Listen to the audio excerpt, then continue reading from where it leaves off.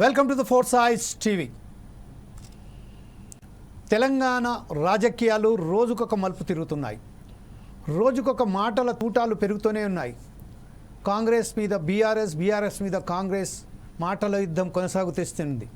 ఈ నేపథ్యంలోనే 2 రోజుల క్రితం దుబ్బాక ఎమ్మెల్యే అయినటువంటి కొత్త ప్రభాకర్ రెడ్డి గారు ఏదైతే మాట్లాడారో, వ్యాపారస్తులు, రియల్టర్స్లు అనేక మంది మా దగ్గరకు వస్తున్నారు, ఈ ఏదైతే కాంగ్రెస్ ప్రభుత్వాన్ని కూల్చేయాలని మా దగ్గరికి అనేక మంది వచ్చి చెప్తున్నారు, అనేక ఆటంకాలు కలుగుతున్నాయి, రియల్ ఎస్టేట్ మొత్తం పడిపోయింది, బిజినెస్ క్లాస్ మొత్తం ఒక్కసారిగా దిగజారిపోయాయి, దీనికి సంబంధించిన అనేక వ్యాపారస్తులు మా దగ్గరకు వచ్చి ఈ ప్రభుత్వం వలన మాకు ఎక్కడ కూడా డెవలప్మెంట్ యాక్టివిటీస్ మొత్తం ఒక్కసారి కుప్ప కూలిపోయాయి, దీనికి మీరు ఏదైనా ప్రత్యామ్నాయం చూసి దీనికి కూలగొట్టడానికి ప్రయత్నం చేయండి, అలాగే దీనికి కావలసిన అన్న వనరులు కూడా మేము సేకరిస్తాం, మీకు సమకూరుస్తామని చెప్పినట్టుగా కొత్త ప్రభాకర్ రెడ్డి చెప్పినట్టుగా కొన్ని వార్తలు వచ్చాయి. ఆ నేపథ్యంలోనే నిన్న పొంగులేటి శ్రీనివాసరెడ్డి కానీ, అలాగే తెలంగాణకు సంబంధించిన చీఫ్ ఎవరైతే ఉన్నారో మహేష్ కుమార్ గౌడ్ గారు కూడా దీని మీద తీవ్రంగా స్పందించారు. ఏంటి ఇది ఆషామాషి మాటలు అనుకుంటున్నారా? అలాగే దీనికి సంబంధించిన తెలంగాణ విప్ ఎవరైతే ఉన్నారో, కాంగ్రెస్ పార్టీ విప్ అయినటువంటి మన మిత్రులు ఎవరైతే ఉన్నారో శ్రీనివాసరెడ్డి గారు కూడా దీని మీద మాట్లాడుతూ, దీని మీద ఖచ్చితంగా దీన్ని ఒకసారిగా సీరియస్గా తీసుకొస్తాము, దీని మీద కేసు కూడా నమోదు చేయాలి అని చెప్పడం జరిగింది. ఈ నేపథ్యంలోనే ఫస్ట్ మనం ఒకసారి ఈరోజు మనకు సంబంధించిన ఈ విషయంపై మాట్లాడి, పొంగులేటి వర్సెస్ కేటీఆర్ మధ్య ఏదైతే యుద్ధం జరుగుతుందో, మాటల యుద్ధం కూల్స్తామని, తర్వాత కేటీఆర్ దాన్ని సమర్థించుకుంటూ వాస్తవానికి అది వాళ్ళ ప్రజలు కోరుతున్నప్పటికీ మేము మాత్రం యాజ్ ఎ బీఆర్ఎస్ పార్టీగా 5 సంవత్సరాల పాటు కాంగ్రెస్ అధికారంలోకి ఉండాలి, వచ్చే ఎన్నికల దాకా కాంగ్రెస్ అధికారంలోకి అలాగే ఉండిన తర్వాత ఎప్పుడైతే ప్రజలు వచ్చే ఎన్నికలలో వాళ్ళకు 20 సంవత్సరాల పాటు మరొకసారి అధికారం రావడానికి కూడా వీలు లేకుండా ప్రజలే బుద్ధి చెప్తారు అని కేటీఆర్ చెప్పడం వరకు అసలు వాస్తవానికి ఈ మాటల యుద్ధం వెనకాల కారణాలేంటి, కూలగొట్టడానికి ప్రయత్నాలేంటి, ఎవరికి కూల్చేయవలసిన అవసరం వచ్చింది, దీంతో లబ్ధి పొందడానికి ఎవరు చెప్తున్నారు, అసలు ఎవరు లబ్ధి పొందడానికి ప్రయత్నం చేస్తున్నారు, ఇందులో బీజేపీ పాత్ర ఎలా ఉంది, బీజేపీ ప్రస్తుతం మేము దీని విషయంలో జోక్యం చేసుకున్నాం. కానీ ఈరోజు నిన్న హెచ్యుకి సంబంధించిన ప్రధానమంత్రి కూడా మాట్లాడడం జరిగింది. భూములపై వివాదం, ఆ భూముల ఏదైతే హెచ్యు వివాదం ఉన్నదో ఆ భూములపై కాంగ్రెస్ ప్రభుత్వం కావాలనే గవర్నమెంట్కి సంబంధించిన భూమిని అమ్మడానికి ప్రయత్నం చేస్తున్నది, అనేక కోట్లాది రూపాయల కుంభకోణం వెనకాల దాగున్నదని చెప్పారు. ఈ విషయంపై స్పందిస్తూ మీనాక్షి నటరాజన్ ఎవరైతే ఉన్నారో వారు కూడా స్పందించారు, రేవంత్ రెడ్డి గారు కూడా స్పందించారు, అలాగే పొంగులేటి గారు, భక్తి విక్రమార్క గారు కూడా దాన్ని స్పందించింది, దాన్ని ఖండించారు. ఈ విషయంపై ఈరోజు చర్చించడానికి పొంగులేటి వర్సెస్ కేటీఆర్ ఈ మాటల యుద్ధం ఏదైతే జరుగుతుందో ఈ విషయంపై ఈరోజు మాట్లాడడానికి ఫోర్సైజ్ టీవీ చీఫ్ అడ్వైజర్ అయినటువంటి సుధాకర్ శర్మ గారు ఈరోజు మా స్టూడియోలో రెడీగా ఉన్నారు. నమస్కారం. అలాగే కాంగ్రెస్ ప్రతినిధి అయినటువంటి పెండియాల మహేష్ గారు కూడా మనతో మాట్లాడడానికి జూమ్ లింక్లో రెడీగా ఉన్నారు. అలాగే బీఆర్ఎస్ పార్టీ నుండి బొడ్డు రవీందర్ గారు, వారు కూడా మనతో ఇప్పుడు ఈ చర్చలో పాల్గొనడానికి సిద్ధంగా ఉన్నారు. అలాగే ప్రముఖ విశ్లేషకులు అయినటువంటి బండారు రామ్మోహన్ గారు కూడా ఉన్నారు. అలాగే బీజేపీ నాయకులు అయినటువంటి వెంకటరెడ్డి గారు కూడా మనతో ఉన్నారు. అందరికీ ఫోర్సైజ్ టీవీ ఆహ్వానం పలుకుతూ ఫస్ట్ మనం ఒకసారి కేటీఆర్ ఏం మాట్లాడారు, నిన్న ఏదైతే మాట్లాడారో ఈరోజు కూడా మాట్లాడారు, ఆ విషయంపై మనం ఒకసారి కేటీఆర్ ఏం మాట్లాడారో చూసిన తర్వాత మనం దానికి మన చర్చలోకి వెళ్దాం. PCR please play that bite of KTR. Gayaram అనే సంస్కృతిని రాజకీయాల్లో పార్టీ ఫిరాయింపులను తీసుకొచ్చిందే కాంగ్రెస్ పార్టీ. ఆయారాం గయారాం అని స్టార్ట్ చేసింది హర్యానాలో ఇందిరాగాంధీ. ఆడికెళ్ళి ఇప్పటిదాకా 2004లో మాతో పాటు కలిసి పోటీ చేశారు వీళ్ళు, ఇదే కాంగ్రెస్ వాళ్ళు. పోటీ చేస్తే 26 మంది మేము గెలిచినాం. అలా మా ఎమ్మెల్యేలు 10 మందిని గుంజుకపోయి కాంగ్రెస్లో కలుపుకోలేదా? నిజం కాదా? ఇక మా లక్ష్మారెడ్డి సాబ్ ఇన్నే ఉన్నాడు, ఆయన గెలిచిండారు 2004లో. మాతో పాటు 26 మంది గెలిస్తే అసలు పార్టీ ఫిరాయింపుల సంస్కృతికి తెలంగాణలో బీజం వేసింది ఎవడండి? కాంగ్రెస్ వాడు కాదా? వాళ్ళు తీసుకున్నదే వాళ్ళు. మరి ఇప్పుడు నీవు నేర్పిన విద్య నీరజాక్ష అన్నట్టు మొన్న కూడా మళ్ళీ 10 మందిని తీసుకున్నారు కదా. ఇప్పుడు పాపం వాళ్ళు ఎక్కడున్నారో వాళ్ళకి ఎదులో త్రిశంకు స్వర్గంలో కడియం శ్రీయర్ నడితే ఏ పార్టీలు ఉన్నాయంటే నాకేం తెలుసు అంటుండు. 10 మంది ఉన్నారు, ఏ పార్టీలు ఉన్నాయో ఎవడు చెప్పలేడు. పాపం వాళ్ళ బతుకంత ఘోరంగా అయిపోయింది, అలా అధ్వానంగా. నేనేమంటున్నా అంటే చేసిన వెధవ పనులన్నీ చేసి మా ప్రభుత్వాన్ని కూడా వడగొడతాడు. మేము వడగొట్టుడేంది? ఎప్పుడో బంగ్లాదేశ్ లెక్క తిరుగుబాటు వచ్చి ప్రజలకు తాను నిలగొడతారు మిమ్మల్ని. ఎందుకంటే మీరు చేసే లుచ్చ పనులకు ప్రజలకు కోపం వచ్చిందనుకో, రోడ్డు ఎక్కినరు అనుకో, వాళ్ళ ఆగ్రహం తట్టుకోలేకపోతే ఎవడేం చేస్తాడు దానికి? మీ ప్రభుత్వాన్ని కూలగొట్టాల్సిన ప్రభాకర్ రెడ్డి చెప్పింది అక్షర సత్యం. ప్రభాకర్ రెడ్డి కరెక్ట్గా చెప్పిండు. ఏం చెప్పిండు? ప్రజలు మా దగ్గరకు వచ్చి ఆక్రోషిస్తున్నారని చెప్పిండు. ఏమన్నాడు? అన్న మేము తిరుగుతున్నప్పుడు వచ్చిన వాళ్ళు వచ్చి అంటారు ఎన్ని రోజులు భరించాలి దరిద్రాన్ని, ఎత్తవతల వాడే రాదుండ్రన్నా అంటున్నారు. మేము చేస్తామని చెప్పలేదు కదా, ప్రజలు చెప్తున్నారు, ఇట్లా అంటున్నారు. కొంతమంది అయితే మేము పైసలు కూడా చందాలు వేసుకొని ఇస్తాం రా భయ్, వీళ్ళని కులగొట్టురు లొల్లేందని అంటున్నారు అని కూడా చెప్పిండు. ఎస్, మాతో కూడా అంటున్నారు, కానీ మేము కులగొడతామని చెప్తలేం. ఎస్, ఈ ప్రభుత్వం దరిద్రం, కాంగ్రెస్ కరోనా కంటే డేంజర్, ఎస్ ఇవన్నీ కరెక్టే.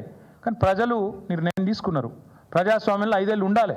నిర్ణయం తీసుకుంటే ప్రజలకు కూడా తెలియాలి. You can make choices but you are not free from the consequences of your choices. నేను ఎందుకు చెప్తున్నా అంటే ఒక నిర్ణయం ప్రజలు తీసుకున్న తర్వాత కాంగ్రెస్ అధికారంలో ఉంది. నేనైతే మనస్ఫూర్తిగా కోరుకుంటున్నా కాంగ్రెస్ 5 ఏళ్ళు ఉండాలి. రేవంత్ రెడ్డే ఉండాలి 5 ఏళ్ళు.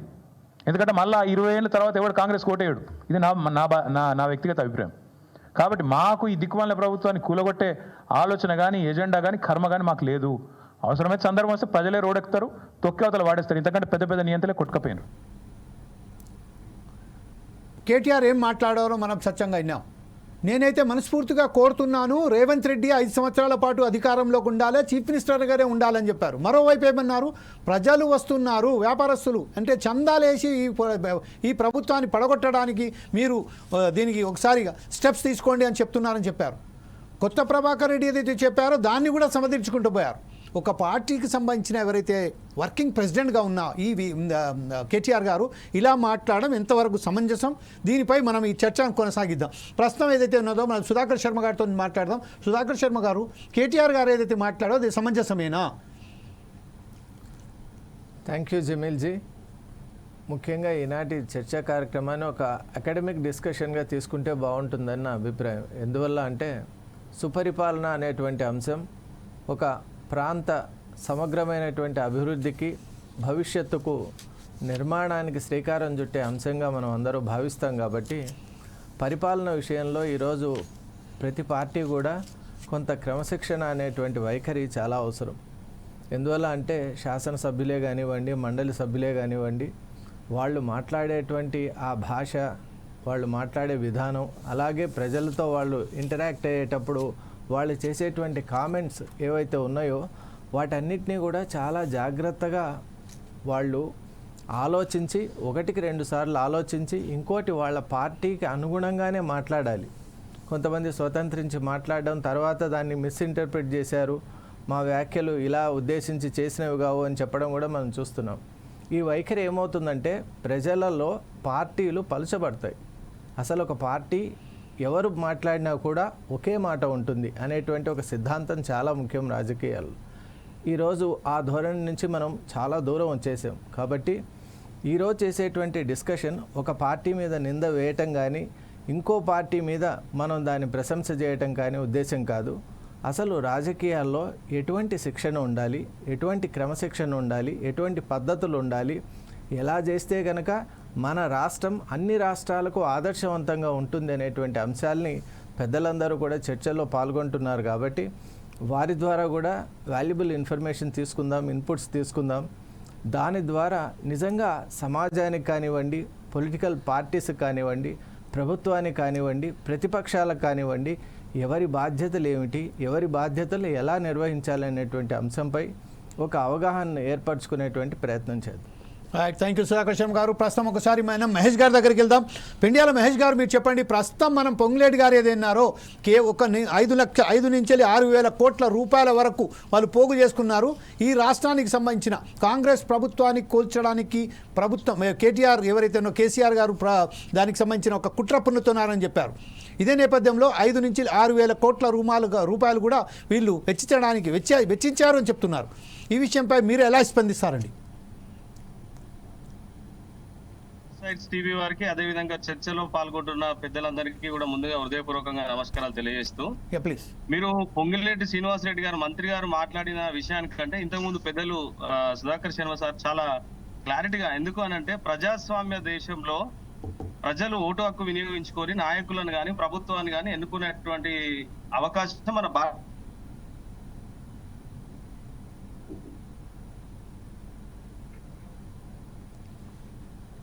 సార్ మహేష్ గౌడ్ గారిది లేదు అంటే మళ్ళీ ఎన్నికల్లో ఎవరికి అవకాశం వస్తే వాళ్ళు వస్తారు. అది అట్లా కాకుండా ఒక అహంకారపూరితమైన ధోరణితోటి ఆయన కేటీఆర్ గారి మాటలు మీరు పరిశీలిస్తే చాలా స్పష్టంగా ఆయన ఏమంటున్నారు, వ్యాపారస్తులు తర్వాత చాలా మంది మమ్మల్ని వచ్చి కలుస్తా ఉన్నారు, కావలిస్తే మేమే సమకూరుస్తాం, ప్రభుత్వాన్ని కూల్చండి అని చెప్తా ఉన్నారంటే ఒక బాధ్యతాయుతమైనటువంటి సీనియర్ నాయకునిగా సీనియర్ శాసనసభ్యునిగా ఉన్నటువంటి కేటీఆర్ గారు గతంలో ఒక మా ముఖ్యమంత్రి అన్అఫీషియల్ ముఖ్యమంత్రిగా ప్రభుత్వాన్ని నడిపినటువంటి వ్యక్తి మా దగ్గరికి ప్రభుత్వాన్ని కూల్చడానికి వస్తారు, ఎవరు వచ్చినా వాళ్ళ మీద ఎందుకు ఫిర్యాదు చేస్తలేరు? ఆయన డీజీపీ గారికి ఫిర్యాదు చేయాలి కదా, ప్రభుత్వాన్ని కూల్చడానికి అది కుట్రే కదా. భారత రాజ్యాంగం కల్పించినటువంటి హక్కులు 5 సంవత్సరాలు కాంగ్రెస్ పార్టీ ప్రభుత్వానికి తెలంగాణ రాష్ట్ర ప్రజలు అవకాశం ఇచ్చారు. మీకు ఎందుకు అంత అహంకారం ఎందుకు? అంటే ఒక సంవత్సరాల కాలం అధికారం లేకపోతే ఇలా ప్రజల మధ్యలో ఉండి ఏమైనా సమస్యలు ఉంటే కొట్లాడండి, ప్రజల సమస్యలు ఉంటే కొట్లాడండి, ప్రభుత్వం దృష్టికి తీసుకురండి. ప్రభుత్వాన్ని కూలదీసే కుట్ర ఎవరు చేసినా కూడా తప్పే కదా. గతంలో 2018లో కూడా బట్టి విక్రమార్క గారు దళిత నాయకుడిగా సిఎల్పిగా పెద్దలు ఏఐసిసి నుంచి అవకాశం వస్తే ఒక దళిత నాయకుడు సిఎల్పి లీడర్ గా ఉంటే చూసి ఓర్చుకోలేక అగ్రవర్ణాలకు సంబంధించిన శాసనసభ్యులను కొనుగోలు చేసుకొని ఆ రోజు సిఎల్పిని పలచన చేసేటువంటి ప్రయత్నం చేస్తే ప్రజలు కర్రు కాల్చి వాతపెట్టి ఇవాళ కాంగ్రెస్ పార్టీ ప్రభుత్వానికి అవకాశం ఇచ్చారు. దొరల గడీల పాలనను కూల్చివేసారు. మళ్ళా కాంగ్రెస్ పార్టీకి అవకాశం రాదంటున్నారు. వాళ్ళు 10 ఏళ్ళు పరిపాలన ఉన్న సమయంలో మేము ఎన్ని ఎంపీలు గెలిచినా మీరు అందరూ రాష్ట్ర ప్రజలందరూ కూడా చూడడం జరిగింది. మొన్న జరిగిన పార్లమెంట్ ఎన్నికల్లో వాళ్ళకు గుండు సున్నా ఇచ్చి వాళ్ళు నేను చాలా సందర్భాల్లో చాలా సభలలో చాలా డిబేట్లలో కూడా చెప్పడం జరిగింది. తెలంగాణ సెంటిమెంట్ తో పుట్టినటువంటి టిఆర్ఎస్ అహంకార ధోరణితో బీఆర్ఎస్ గా ఏర్పడితే ఇవాళ ప్రజలు కర్రు కాల్చి వాతపెట్టి బీఆర్ఎస్ వాలంటరీ రిటైర్మెంట్ స్కీమ్ అని ఒకటి ఉంటుంది, దాని కింద వాళ్ళని ఇంట్లో కూర్చోబెట్టారు. ఇప్పటికైనా వాళ్ళ పద్ధతులు మార్చుకోవాల్సినటువంటి అవసరం ఉన్నది. ఎవరైతే మిమ్మల్ని ప్రభుత్వం కూల్చామని మీ దగ్గరికి ఎవరు వస్తున్నారో, ఎవరికి ఇబ్బంది జరుగుతున్నదో దాని మీద స్పష్టంగా ఒక బాధ్యత కలిగినటువంటి ప్రతిపక్ష నాయకునిగా శాసన సభ్యునిగా సీనియర్ నాయకునిగా ఆయన ప్రభుత్వ అధికారులకు తెలియజేయాలి తప్ప ఈ విధంగా ప్రభుత్వాన్ని చులకనేయాలన్నటువంటి ఆలోచన, ప్రభుత్వాన్ని కూల్చాలన్నటువంటి ఆలోచన ఇది పూర్తిగా భారత రాజ్యాంగానికి విరుద్ధం. గతంలో కూడా కేసీఆర్ కూడా భారత రాజ్యాంగాన్ని మార్చాలని చెప్పి అంబేద్కర్ పట్ల గాని భారత రాజ్యాంగం పట్ల గాని ఏ విధంగా మాట్లాడారో మనం చూసినాం. అవన్నీ చూసే ఇవాళ బహుజనులందరూ కంకణం కట్టుకొని వాళ్ళ బీఆర్ఎస్ పార్టీని బొందబెట్టారు. కాబట్టి మళ్ళీ రాబోయే రోజుల్లో కూడా తప్పకుండా 10 సంవత్సరాలు కాదు, ప్రజలకు ఇచ్చినటువంటి ప్రతి హామీని నెరవేర్చుకుంటూ ఇంకా చాలా సమయం ఉన్నది. కాంగ్రెస్ పార్టీ ప్రభుత్వం వచ్చి 1.5 సంవత్సరాల కాలం అయితే ఉన్నది, ఇంకా 3 సంవత్సరాల మెజారిటీ సమయం ఉన్నది. తప్పకుండా ఇచ్చిన ప్రతి హామీ నిలబెట్టుకుని ఎన్నికల సమయంలో ప్రజలు ఏ తీర్పు ఇచ్చినా రిసీవ్ చేసుకోవడానికి సిద్ధంగా కాంగ్రెస్ పార్టీ ఉన్నది. ఎందుకంటే వాళ్ళలాగా 25 సంవత్సరాల పార్టీ కాదు, చాలా సుదీర్ఘమైనటువంటి రాజకీయ చరిత్ర కలిగినటువంటి పార్టీ, త్యాగాలు కలిగినటువంటి పార్టీ, ఇక్కడ దేశవ్యాప్తంగా ఉన్నటువంటి పార్టీ. అహంకారంతో కాకుండా బహుజనుల పట్ల ఏ విధంగా ఉన్నదో ఇవాళ దేశంలోనే మొట్టమొదటిసారిగా ఎస్సీ వర్గీకరణ చేసి రైట్. మీ వాయిస్ కట్ అవుతుంది సార్, మీరు వెహికల్ ఆపాలి. ఎప్పుడైతే మీరు మాట్లాడుతున్నారో అప్పుడు వెహికల్ ఆపి మాట్లాడితే బాగుంటుందని చెప్పుకుంటూ. రైట్ సార్, మనం ఒకసారి అదే నాకు ఒక్కసారి ఆ వెహికల్ ఆపినాక మళ్ళొకసారి మిమ్మల్ని తీసుకుంటాను. అప్పటి వరకు మనం బొడ్డు రవీందర్ గారి దగ్గరికి వెళ్దాం. బొడ్డు రవీందర్ గారు ఇప్పుడు మన మహేష్ గారు, పెండ్యాల మహేష్ గారు చాలా స్పష్టంగా ఏం చెప్పారంటే ఉద్యమ పార్టీగా ఆవిర్భవించిన టీఆర్ఎస్ తర్వాత బీఆర్ఎస్గా మారింది. బీఆర్ఎస్గా మారిన తర్వాత అనేక తోకలకు పాల్పడ్డందుకే ప్రజలు వారికి వీఆర్ఎస్ ఇచ్చి ఒక ఇంట్లో కూర్చోబెట్టారు అని చెప్పారు. ఈ విషయంపై మీరే స్పందిస్తారు. ప్రస్తుతం ఏదైతే కేటీఆర్ మాటినకు కూడా చాలా తీవ్రంగా ఖండించడం జరిగింది. ఈ విషయంపై మీరేమంటారండి? బొడ్డు రవీందర్ గారు నా మాట వినబడుతుందా అండి? సరే, మనం ఒకసారి మన మిత్రులైనటువంటి మన వెంకటరెడ్డి గారి దగ్గరికి వెళ్దాం. వెంకటరెడ్డి గారు, ప్రస్తుతం ఏదైతే ఉన్నదో కాంగ్రెస్ చాలా వరకు పని చేస్తున్నది కాబట్టే ఈరోజు బీజేపీకి సంబంధించిన అనేక మంత్రులు కానీ ఎవరైనా కానీ విమర్శలు చేస్తున్నారు అని చెప్తున్నారు. ఈ విషయంపై కాంగ్రెస్ కానీ ఇటు బీఆర్ఎస్ కానీ ఏ విధంగా ఇప్పుడు ప్రస్తుతం అయితే రాష్ట్రంలో ఉన్న కాంగ్రెస్ కానీ గతంలో ఉన్న బీఆర్ఎస్ కానీ దీనికి అంతా తొప్పుడు పెడుతూ ఈరోజు కాంగ్రెస్ చాలా వరకు పనులు చేస్తున్నాయి కాబట్టే బీజేపీ విమర్శిస్తుంది, అధికారంలోకి రావడానికి తహతహలాడుతున్నట్టు చెప్తున్నారు. ఈ విషయంపై మీరేమంటారండి? అందరికీ నమస్కారం. Yeah please. ఈరోజు కాంగ్రెస్ చెప్పినా, కాంగ్రెస్ మాట్లాడినా, బీఆర్ఎస్ మాట్లాడినా, బీఆర్ఎస్ నాయకులు మాట్లాడినా రెండు పార్టీలు కూడా సేమ్ అదే ధోరణి అవలంబిస్తూ ఉన్నారు. ప్రభుత్వ పాలనలో రకరకాల హామీలు ఇచ్చి హామీలన్నీ కూడా తొంగలో దొక్కి వాగ్దానాలను కూడా మట్టి కనిపించి పక్కకు డైవర్ట్ చేసుకుంటూ రాజకీయాలు చేస్తూ ఉన్నారు తప్పితే ఎక్కడ కూడా తెలంగాణ అభివృద్ధి కోసం ఎక్కడ కూడా వీళ్ళకి చిత్తశుద్ధి కనపట్లేదు. అనుకున్నారు నిజంగానే బీఆర్ఎస్ పార్టీకి కేసీఆర్ గారిని గెలిపిస్తే మా రాష్ట్రం అభివృద్ధి చెందుతుంది, మా బిడ్డలు ఈ ఉద్యోగాలు వస్తాయి, నీళ్ళు వస్తాయి, రకరకాల ఆలోచనలతోటి ఈరోజు గత 10 సంవత్సరాలు కేసీఆర్కి పట్టం కట్టారు. కానీ తెలిసింది ఏంటంటే అప్పుల కుప్పగా చేసిన తెలంగాణ రాష్ట్రం తర్వాత రకరకాల మరి అవినీతి కుంభకోణాలు ఏవైతే బయట పడ్డాయో అవన్నీ బయట పెట్టింది ఎవరు అంటే భారతీయ జనతా పార్టీ. ఆ టైంలో మరి బండి సంజయ్ గారి సారథ్యంలో మరి ఇంటింటికి ఊరూరు తిరిగి ఏ విధంగా బీఆర్ఎస్ పార్టీ చేసిన అవకతవకలన్నీ కూడా బయట పెట్టిన తర్వాతనే ఆ పార్టీ మీద, కేసీఆర్ గారి మీద వ్యతిరేకత వచ్చి ఈరోజు మరి ఫామ్ హౌస్కి పరిమితమయ్యారు.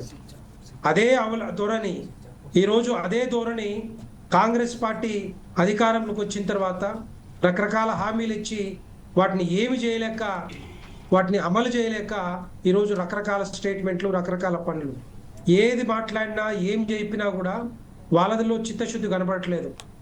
సరే రుణమాఫీ, 6 గ్యారెంటీలు, 13 అంశాలు, 100 వాగ్దానాలు ఇవన్నీ పక్కన పెట్టినా కూడా వీళ్ళకి కనీసమైన రేపొద్దున తెలంగాణ అభివృద్ధిని, తెలంగాణ రాష్ట్రాన్ని బాగుపరచాలి అనే ఆలోచన ఎక్కడ కనపడట్లేదు. ఏ పాలసీ తీసుకున్నా, ఏ నిర్ణయం తీసుకున్నా కూడా అది బౌన్స్ బ్యాక్ అవుతా ఉంది, తర్వాత అది బూమరాంగ్ అవుతుంది తప్పితే వీళ్ళకి వచ్చే క్రెడిట్ లేదు.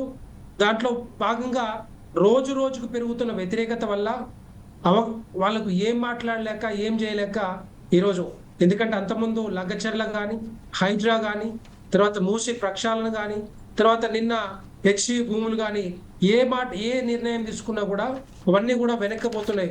1 అడుగు ముందుకు, 2 అడుగులు వెనక్కి పోతా ఉన్నాయి. ఎందుకంటే మరి బ్యూరోక్రాట్స్ ఏం చేస్తూ ఉన్నారు, మంత్రులు ఏం చేస్తూ ఉన్నారు.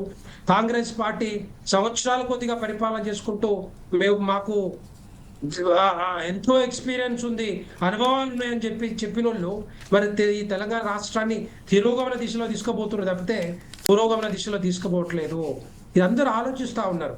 అందుకే ప్రధానమంత్రి నరేంద్ర మోడీ గారు కూడా మొన్న మీటింగ్లో ఒక మాట చెప్పారు. హెచ్సి భూముల్లో మరి ఈ విధంగా జరుగుతూ ఉంది, ఎట్టి పరిస్థితుల్లో పర్యావరణానికి హాని కలుగుతూ ఉంది, ఆ చెట్లను అనవసరంగా పర్మిషన్లు తీసుకోకుండా నరికేసి 100 ఎకరాలని మరి మటమాయం చేస్తూ ఉన్నారు, తప్పు అని చెప్పారు.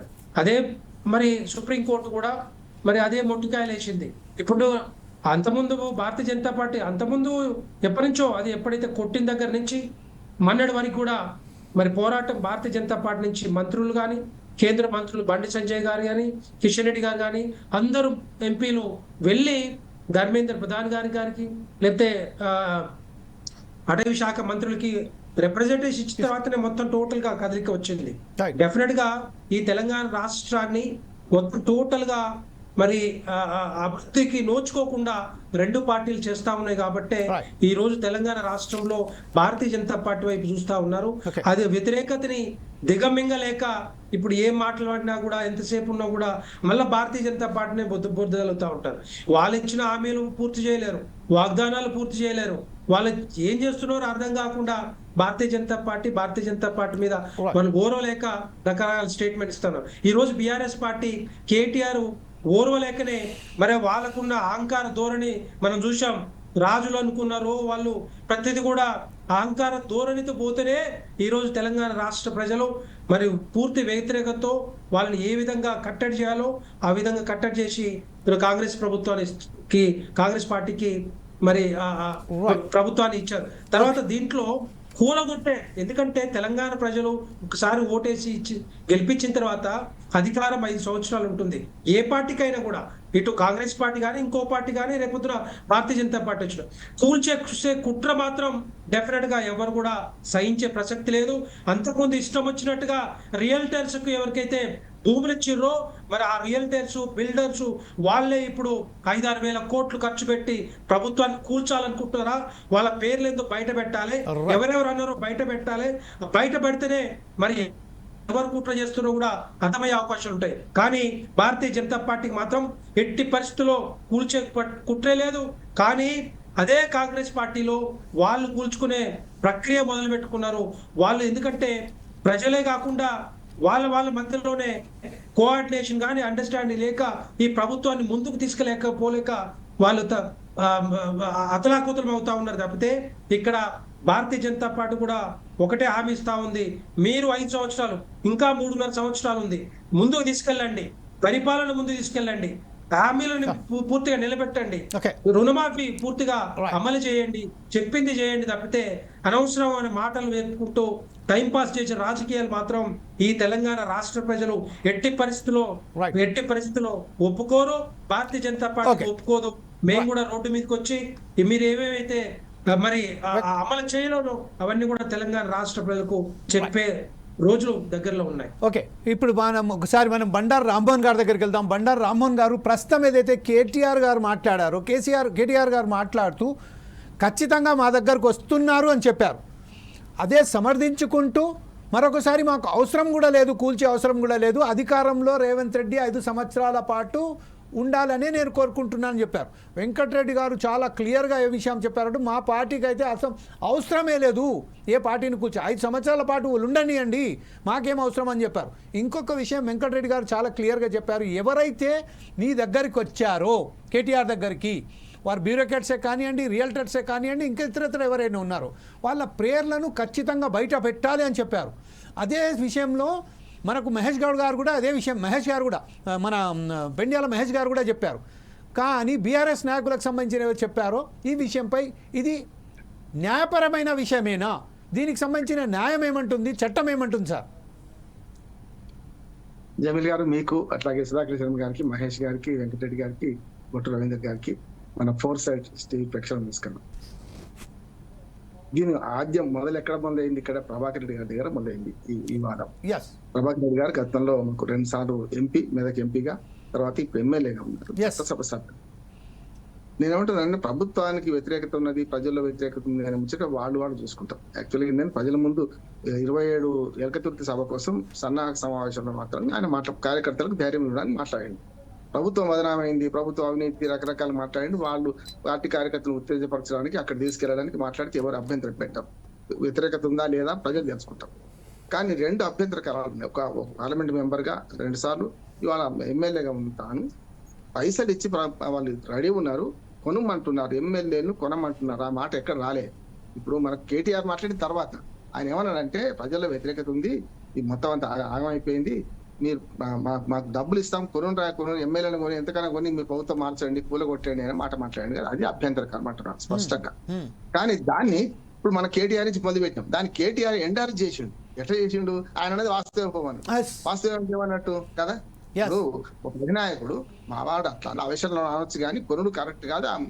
తర్వాత మాట్లాడింది కరెక్ట్ ఉంది మన కేటీఆర్. ఎందుకు 5 ఏళ్ళు ఈయనే ఉండాలి, 20 ఏళ్ల తర్వాత కాదు, 5 ఏళ్ల తర్వాత 20 ఏళ్ళు మళ్ళీ అధికారం రావద్దని అలాగే ఆయన కూడా మాట సరిగ్గా మాట్లాడి కేటీఆర్ గారు మాట్లాడిన దాన్ని ఏంటంటే 20 ఏళ్ల తర్వాత అధికారం 20 ఏళ్ళు వీళ్ళే ఉంటారా? మీరు ఒకసారి మళ్ళీ బయట చూడండి, 20 ఏళ్ల తర్వాత అధికారం రాదన్నారు. ఏదైనా సరే తాను ఎమ్మెల్యే చేసిన తప్పును ఒప్పుకోవాలి అంటారు. తప్పే అంటారు. ఆ ఎమ్మెల్యే పైసలు ఇస్తాం, కొనండి, కూలగొట్టండి అనే మాట అన్నారు కదా, అది ప్రజాస్వామ్యానికి విరుద్ధం, తప్పు అంటున్నాను. అంటే ఒక రకంగా చెప్పండి, మహేష్ గారు ఏకీపిస్తానండి. ఏంటంటే కేసు పెట్టారు, రాజద్రోహం కేసు అంటే ఇదే. రాజద్రోహం అంటే ఒక ప్రభుత్వాన్ని కూలగొట్టేందుకు కుట్ర పండితే ఆ కుట్రదారులను బయట పెట్టాలి. ముఖ్యంగా ఇప్పుడు ఎవరు మన స్మితా సబర్వాల్ చిన్న ట్వీట్ చేస్తేనే కేసు పెట్టింది, ఆమె నోటీసులు పంపింటే మరి ఫస్ట్ ఎవరికి పంపాలి? ప్రభాకర్ రెడ్డి గారికి నోటీస్ పంపి, అయ్యా ఈ రియల్టర్లు ఎవరు, ఈ వీళ్ళెవరు, మిమ్మల్ని పైసలు ఇస్తా అన్నారు, కూలగొట్టమన్నారు కదా, వాళ్ళ పేర్లు చెప్పండి, కేసు పెడతామని చెప్పాలంటున్నాను నేను. ప్రభుత్వం చేయాల్సిన పని ఇది విడిచిపెట్టి రాజకీయంగా వాళ్ళు మాట్లాడుకుంటారు, అది వేరు. దాన్ని కార్యనిర్వాహక అధ్యక్షుడైన కేటీఆర్ గారు కూడా దాన్ని ఎండార్జ్ చేయడం కరెక్ట్ కాదంటున్నాడు. ఇప్పుడు పిల్లలు తప్పు చేస్తారు, ఆయన అట్లా అన్నాడు అంటే ఆవేదన అన్నాడు అట్లే ఉన్నది, కానీ మేము మాత్రం పని చేయమంటే వేరే ఉంటుండే. ప్రభాకర్ రెడ్డి గారు అనేది 100% వాస్తవం. ఏ వాస్తవం కావాలి ఎంతవరకు అంటే ప్రభుత్వ వ్యతిరేకత ఉన్నది అని వాస్తవం అంటే ఒప్పుకుంటాను, కానీ పూలగొట్టుకున్నది వాస్తవమా లేకుంటే ప్రభుత్వ వ్యతిరేకత ఉన్నది వాస్తవమా? కేటీఆర్ గారు క్లారిటీ ఇవ్వాల్సింది. దీనికి ఈ నడుస్తూనే ఉన్నది. ఎందుకంటే ఇవాళ భూభారతి, నేను ప్రతి స్టేట్మెంట్ చూస్తున్నాను, భూభారతి అవగాహన సదస్సు వెంకటాపూర్ లో మన పొంగులేటి శ్రీనివాసరెడ్డి గారు మాట్లాడుతూ ఇప్పుడు అసలు యాక్చువల్ గా సదస్సులో జరగాల్సింది ఏంటి, గతంలో భూభారతి మన ధరణి ఏంటిది, వాళ్ళ భూభారతి ఏంటి, రెండింటికి తేడా ఏంటి, బ్రహ్మాండ పాంప్లెట్ కొట్టించారు. అది దాన్ని ఎక్స్ప్లెయిన్ చేయాలి. అవగాహన సదస్సులు ఏం చేయాల్సింది ఇది విడిచిపెట్టి కొండాల సురేఖ గారు అదే మాట్లాడతారు, మన సీతక్క గారు అదే మాట్లాడతారు, పొంగులెట్టి ఈ విషయం అక్కడ ఎదుర్కొంటున్నాను నేను. వీళ్ళు వెళ్ళింది గవర్నమెంట్ అఫీషియల్ సదస్సు, కలెక్టర్ ఉన్నారు, అందరు ఉన్నారు. అక్కడ మాట్లాడాల్సింది ఏంటంటే ధరణిలో ఏం పొరపాట్లు ఉండే, మేము భూభారతి తీసుకొచ్చినా భూభారతిలో ఎన్ని సమస్యలు పరిష్కారం అవుతాయి, ఎట్లా ఉంటుందని మాట్లాడాలి. అవగాహన సదస్సులో రాజకీయం మాట్లాడితే ఏమవుతుంది జమీల్ గారు? ఇప్పుడు మళ్ళీ ఇదే వస్తుంది. ఇప్పుడు మొదలు పోయింది అన్నోడు ప్రభాకర్ రెడ్డి, ఎన్ఆర్ చేసినోడు కేటీఆర్, ఇప్పుడు దీని మీద మళ్ళీ పొంగులేటి, ఇక రోజు ఒకటి మాట్లాడుతూ మనం మాట్లాడుతూనే ఉండాలి. ఇది కరెక్ట్ కాదు. ఇవాళ వీళ్ళు మాట్లాడుతున్నారో ప్రజాస్వామ్యయుతంగా ఎన్నికైన ప్రభుత్వాలను కూల్చే పని ఎవరు చేసినా తప్పే. అది దానికి డబ్బులు ఇచ్చి కొనమంటున్నారు మీరు అంటే ఇక మరి కొంటారన్నట్టే కదా. గతంలో ఇప్పుడు గతంలో తీసుకునే ఎమ్మెల్యేలందరూ కొనుక్కున్నట్టే కదా, వీళ్ళైనా వాళ్ళైనా అంటుంది. సమస్య లేదు. వాళ్ళ కొనుడు మొదలైంది. కేటీఆర్ గారు అన్నది కరెక్ట్. ఎందుకంటే ఆయారాం గయారాం సంస్కృతిని మొదలు పెడితే ఉద్యమ సమయంలో 10 మంది ఎమ్మెల్యేలు కొనుక్కున్న సందర్భం, రాజశేఖర రెడ్డి గారు కొనుక్కుంటే సందర్భం చూసుకుంటే ఆ పని వీళ్ళని చేసారు కదా. వీళ్ళు 2 సార్లు చేసారు కదా, సిఎల్పీలను వీళ్ళని చేసుకున్నారు కదా. ఇప్పుడు 5వ సారి అంటే వీళ్ళు కొనుక్కుంటూ పోతారు, మనం చూసుకుంటూ పోవాలనే సమస్య కదా. కానీ ప్రభుత్వాలను కూల్చే పని ఎవరు చేసినా తప్పే. ప్రభుత్వ వ్యతిరేకత ఉంటే ప్రజలకు వండి ఎలక్షన్స్ వస్తాయి, పంచాయతీ ఎలక్షన్స్ వస్తాయి. రేపు పొద్దున ప్రతి ఉన్నది కదా, రేపు పంచాయతీ నుంచి మనకు జిల్లా పరిషత్ ఎలక్షన్స్ ఉన్నాయి, అక్కడ చూసుకోండి ఏమని ఉంటుంది మీ బలాబలాలు. కానీ కొనడము అమ్మడం అనేది పశువుల్లాగా వీళ్ళని కొనుక్కుంటే వస్తారు అనే మాట కరెక్ట్ కాదు. ఇప్పుడు 10 మందిని కొనుగోలు కూడా అంతే, రేపు వీళ్ళు కొన్నా కూడా అంతే అని నేను అంటున్నాను. రైట్ సార్, ఇదే విషయంపై ఒకసారి బొడ్డు రవీందర్ గారు వచ్చేశారు. బొడ్డు రవీందర్ గారు ఇప్పుడు ప్రస్తుతం ఏదైతే ఉన్నదో భూభారతి చట్టం తీసుకొచ్చిన తర్వాత తన ఏదైతే అక్రమాలు చేశారో గతంలో, ఈ ధరణికు సంబంధించిన ఎన్ని అక్రమాలు జరిగాయి, లక్షల ఎకరాల భూమికి సంబంధించిన ఎక్కడ బయలవుతుందో అనే ఒక మైండ్ డైవర్షన్ పాలిటిక్స్ను ప్లే చేస్తూనే కేసీఆర్ పన్నిన నాటకమే, కేసీఆర్ తెర వెనుక ఉండి ప్రభాకర్ రెడ్డి ద్వారా ఈ విషయం బయట పెట్టించారు అనేదైతే వాదన ఉన్నది. దీని మీద మీరేమంటారండి రవీందర్ గారు? ముందుగా మీ అందరికీ ఇంత మంచి చర్చ పెట్టినందుకు మీ అందరికీ నమస్కారం. ఈ చర్చలో పాల్గొన్నటువంటి ప్రతి ఒక్కరికి, మిత్రులందరికీ, అన్నలందరికీ కూడా తెలంగాణ ఉద్యమ వందనాలు తెలియజేస్తున్నాం. నిజంగా చెప్పాలంటే ఈరోజు దొంగే దొంగ అన్నట్టుగా ఉన్నది ఇప్పుడు ఈ కాంగ్రెస్ ప్రభుత్వం తీరు. ఎందుకంటే ఎక్కడ కూడా అసలు నోట్ల కట్టలు పట్టుకొని ఎమ్మెల్యేని కొనుగోలు చేసిందే వారు. ఇప్పుడు మా ప్రభుత్వం, మా నాయకులు ఏమన్నారు స్పష్టంగా చెప్పింది. ప్రజలు ఇబ్బంది పడతా ఉన్నారు, మోసపడతా ఉన్నారు. ప్రజలు వచ్చి ఎక్కడైనా పోయిన కాడ మీ ప్రభుత్వం ఎప్పుడు పోతే బాగుండని అనుకుంటా ఉన్నారని చెప్పే క్రమంలో అవసరం ఉంటే మేము పోగేసుకుంటాం, ఎవరికైనా ఆశపడేటోళ్ళు ఉంటే అట్లా చేసిర్రు అని చెప్పి చేసినా మంచిదే. కానీ ప్రభుత్వాన్ని కూలగొట్టాలని అడిగితే కూడా మా నాయకుడు, మా కేసీఆర్ కావచ్చు, తర్వాత మాకున్నటువంటి కేటీఆర్ కావచ్చు, వారు ఏం చెప్పారంటే రాజ్యాంగబద్ధంగా పదవిలోకి మన వచ్చినటువంటి ఈ ప్రభుత్వాన్ని 5 సంవత్సరాలు ఖచ్చితంగా ఉండనియాలి, ఆ తర్వాత మళ్ళీ 20 ఏళ్ళైనా కూడా మన ప్రభుత్వం ఉంటుందనే విధంగా చెప్పిండు. దానికి ఏంటంటే ఎక్కడ హైదరాబాద్ సెంట్రల్ యూనివర్సిటీలో జరిగినటువంటి దాన్ని కప్పిపుచ్చుకోవడానికి ఎక్కడ సుప్రీంకోర్టులో కావచ్చు, తర్వాత ప్రజల నుంచి వచ్చినటువంటి తిరుగుబాట్లు, విద్యార్థుల నుంచి, యూనివర్సిటీల విద్యార్థుల నుంచి, స్టూడెంట్స్ నుంచి వచ్చినటువంటి వ్యతిరేకతను కప్పిపుచ్చుకోవడానికి రాబోయే ఎన్నికలలో ఎక్కడ లబ్ధి పొందాలనే ఆలోచనతోటి మరొక్కసారి కుట్రలకు వాళ్ళు లేవనిస్తారు తప్ప ఇంకా ఇందులో ఉన్నటువంటి కేసీఆర్ ప్రభుత్వం అంటే మా కేసీఆర్ గారు కానీ లేకపోతే మా కేటీఆర్ గారి బీఆర్ఎస్ పార్టీ కూడా ఎక్కడ కూడా అట్లాంటి పనులు చెయ్యొద్దు అని చెప్పి మా నాయకులు అందరూ కూడా స్పష్టంగా చెప్తా ఉన్నా కూడా కేవలం కావాలని బట్టగాల్చి మీదేసే విధంగా వాళ్ళే కూలిపోయేటట్టున్నారు. కానీ ఇందులో ఏ ఒక్కరు కూడా బీఆర్ఎస్ పార్టీ ఎటువంటి పరిస్థితుల్లో పట అట్లాంటి చేయబోవని స్పష్టంగా చెప్పడం జరిగింది. వాళ్ళు ఏడబోతారో ఒకరికొకరు పడతలేదు. ఇలా ముఖ్యమంత్రి ఓలెక్కుంటది. మీరు ఏదైతే మాట్లాడుతున్నారో ఆ విషయంపై మనకు సంబంధించిన ఇప్పుడు పెండ్యాల మహేష్ గారు ఏదో ఫింగర్ రేస్ చేస్తున్నారు. మహేష్ గారు, ఏదైతే మన మిత్రులు ఏవైతే బొడ్డు రవీందర్ గారు చెప్తున్నారో దాన్ని మీరు ఏకవిస్తారా? అంటే కాంగ్రెస్ పార్టీలో ఉన్న అంతర్గత పోరాటమే బయటికి తీసుకొచ్చారు. దీనికొక ఇప్పుడు తెర వెనుక ఏదైతే జరుగుతుంది, కేసీఆర్ మాట్లాడుతున్నారని చెప్తున్నారు. కాదు, కేవలం కాంగ్రెస్లో ఉన్న వాళ్ళే వ్యతిరేకత వస్తుంది, వారికి వారే ప్రభుత్వాన్ని కూలదోలడానికి ప్రయత్నం చేస్తున్నారని చెప్తున్నారు. ఈ విషయంపై మీరేమంటారండి మహేష్ గారు? చాలా స్పష్టంగా ఒక విషయాన్ని మీకు చెప్పదలుచుకున్నా, కాంగ్రెస్ పార్టీలో ప్రజాస్వామ్యం ఎక్కువ ఉంటది అనే విషయం అందరికి తెలుసు. ఎవరైనా మాట్లాడేటువంటి అవకాశం కాంగ్రెస్ పార్టీలో ఉంటుంది. వాళ్ళ దొరల ప్రభుత్వం లాగా ఎవరు మాట్లాడద్దు, కేసీఆర్ ముఖ్యమంత్రి ఉన్నప్పుడు ఎమ్మెల్యేలు కూడా కలవద్దు, మంత్రులు కూడా కలవద్దు, కనీసం కలిసే అవకాశం లేని ఒక దౌర్భాగ్య పరిస్థితి ఆ పార్టీలో ఉండొచ్చు. కానీ ఏదైనా భారత రాజ్యాంగం కల్పించినటువంటి స్వేచ్ఛ హక్కును వినియోగించుకొని మంచి విషయాలను ప్రభుత్వం దృష్టికి ఎమ్మెల్యే కాదు సామాన్య కార్యకర్త కూడా తీసుకొచ్చిన రిసీవ్ చేసుకున్నటువంటి ఒక్క మంచి సంస్కృతి కాంగ్రెస్ పార్టీలో ఉన్నటువంటి సందర్భం ఒకటి. రెండో విషయం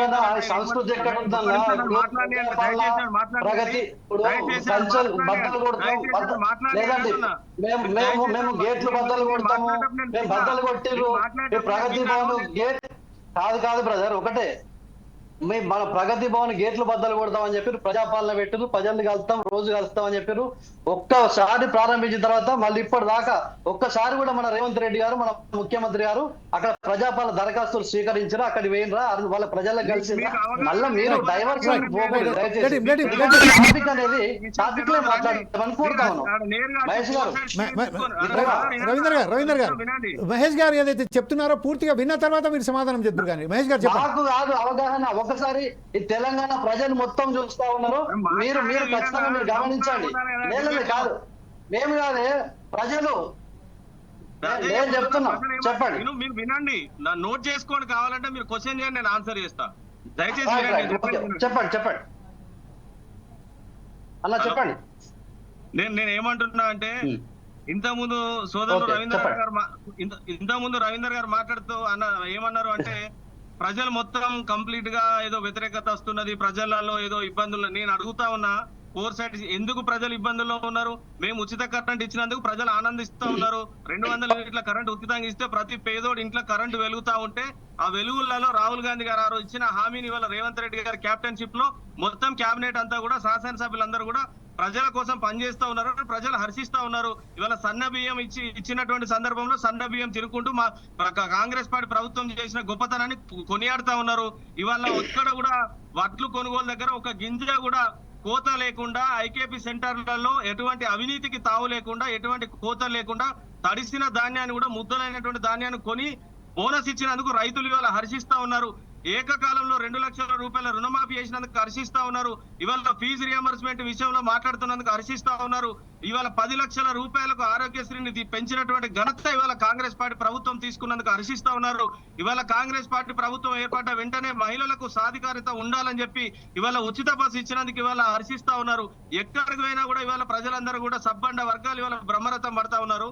ఇవాళ నిజంగా వ్యతిరేకత ఉంటే మొన్న జరిగినటువంటి పార్లమెంట్ ఎన్నికలలో మీకు గుండుసున ఇచ్చి మాకు 8 పార్లమెంట్ స్థానాలు వచ్చినాయి అంటేనే ఇవాళ కాంగ్రెస్ పార్టీ పట్ల ప్రజలు ఎట్లున్నారు, బీఆర్ఎస్ పట్ల ఎట్లున్నారో మీరు తెలుసుకోవాల్సినటువంటి అవసరం ఉన్నది. రెండో విషయం, మీరు ఎవరైతే ప్రజాభవన్ లో ప్రజాపాలన చెప్పి ఇవాళ తీసుకుంటలేరంటే, ముఖ్యమంత్రి గారు లేకపోతే డిప్యూటీ సీఎం గారు ఉంటారు, డిప్యూటీ సీఎం గారు లేకపోతే సీతక్క గారు ఉంటారు, సీతక్క గారు లేకుంటే శ్రీధర్ బాబు గారు ఉంటారు, శ్రీధర్ బాబు గారు లేకుంటే పొన్నం ప్రభాకర్ గారు ఉంటారు. గాంధీ భవన్ లో కూడా కార్యకర్తలతో పాటు సామాన్య ప్రజలకు అందుబాటులో ఉండాలని మా పిసిసి అధ్యక్షులు ఒక నిర్ణయం తీసుకున్నారు. ప్రతి వారంలో ఒక మంత్రి వచ్చి గాంధీ భవన్ లో కూర్చొని మిమ్మల్ని కలవలేని పరిస్థితి ఏమైనా ఉంటే ఇక్కడ కలవచ్చు అని చెప్పి ఇవాళ అవకాశం కల్పించారు.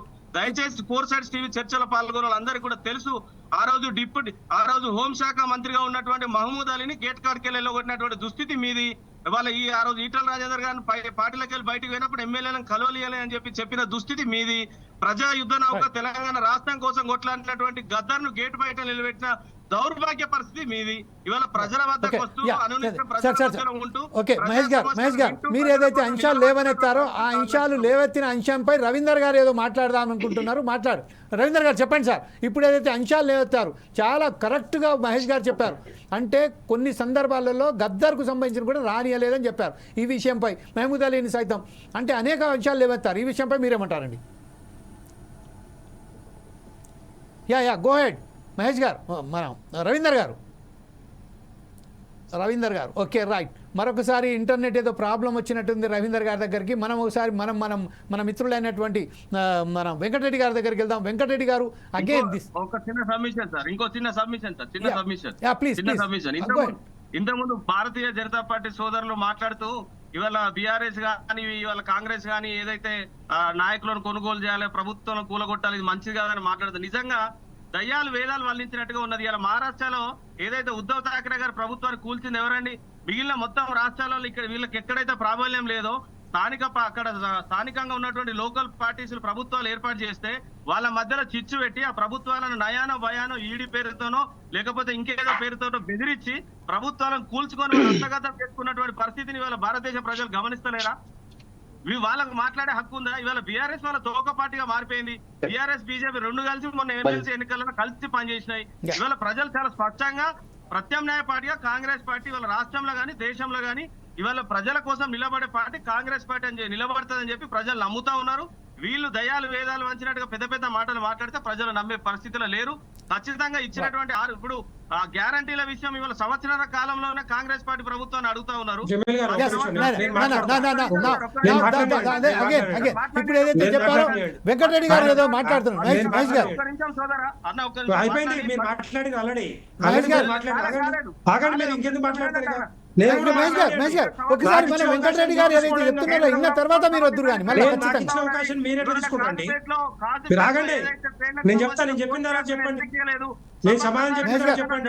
మీరు సమాధానం చెప్పిన తర్వాత చెప్పండి. మహేష్ గారు సమాధానం చెప్పిన తర్వాత చెప్పండి. ఓకే మహేష్ గారు జస్ట్ లిసన్. వెంకటరెడ్డి గారు ఏమంటున్నారో చిన్నగా మనం మాట్లాడుతురు కానీ మహేష్ గారు పిఆర్ఎస్ పార్టీ కూల్చే కుట్ర గురించి మాట్లాడినా, కాంగ్రెస్ గురించి మాట్లాడాలి. కాంగ్రెస్ గురించి మాట్లాడింది అభివృద్ధి సంక్షేమము రెండు పార్టీలు ఒకటే మాట్లాడినా. మీరు వినకుండా ఏమో మాట్లాడతారు. మీరు మహారాష్ట్రలో కూర్చుని ఎవరు?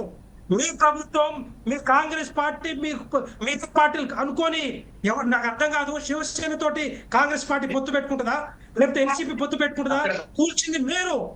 ఏం మాట్లాడతారో నాకు అర్థం కాదు. ఏం మాట్లాడతారు? మీరు కూర్చి మమ్మల్ని అంటారా? భారతీయ జనతా పార్టీ అంటారా?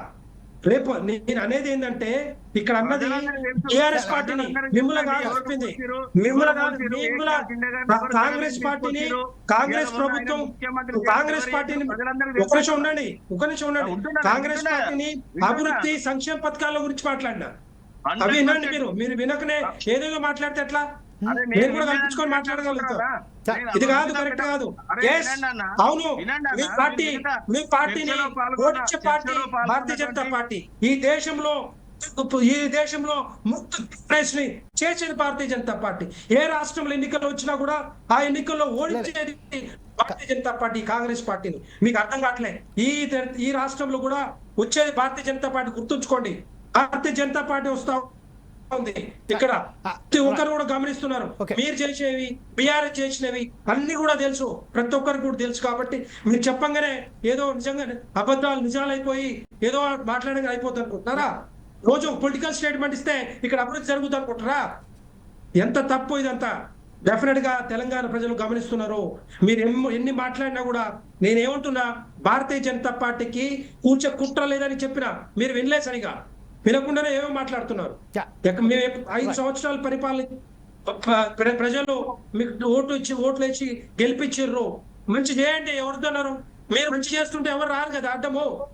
ఈ రాష్ట్ర రాజకీయాలు ఏంటంటే నాకు అర్థం కాదు. ఒకసారి ఎన్నికలు జరిగిన తర్వాత అభివృద్ధి ఇవన్నీ రాజకీయాలు కాదు. వాటిని తీసుకుపోవాలంటే మనం అందరం కూడా కష్టపడి కన్స్ట్రక్టివ్ గా పనిచేయాలి. పాలసీలు ముందుకు తీసుకెళ్లాలి, అభివృద్ధి ముందుకు తీసుకెళ్లాలి. ఇవి కాదు కదా మాట్లాడేది. కూల్చే కుట్రలు, లేకపోతే ఎమ్మెల్యేలను చేర్చుకోవడం ఎవరు చేస్తున్నారు ఇక్కడ? మహేష్ గారు ఏదో చెప్పారు, దీనికి సమాధానంగా మీరు ఏదైతే వెంకటరెడ్డి గారు మీ సమాధానం. కేంద్ర ప్రభుత్వంలో బీజేపీ పార్టీ ప్రభుత్వం 10 సంవత్సరాలుగా పరిపాలిస్తా ఉన్నది. మొన్న కూడా ప్రజలు అవకాశం ఇచ్చారు. తెలంగాణ రాష్ట్రం నుంచి కేంద్రానికి వచ్చేటువంటి నిధులన్నీ, మనం కడుతున్నటువంటి ట్యాక్సులన్నీ, కేంద్ర బడ్జెట్ లో మీరు తెలంగాణ రాష్ట్రానికి ఇస్తున్న బడ్జెట్ ఎంత? ఇవాళ వరంగల్ కోచ్ ఫ్యాక్టరీ ఇచ్చినటువంటి హామీని మీరు నిలబెట్టుకున్నారా? ఇవాళ వినండి బ్రదర్, మీరు మాట్లాడేది నేను విన్నా కదా. సమగ్ర జాతర జాతీయ పండుగగా ప్రకటిస్తామని హామీ ఇచ్చారు.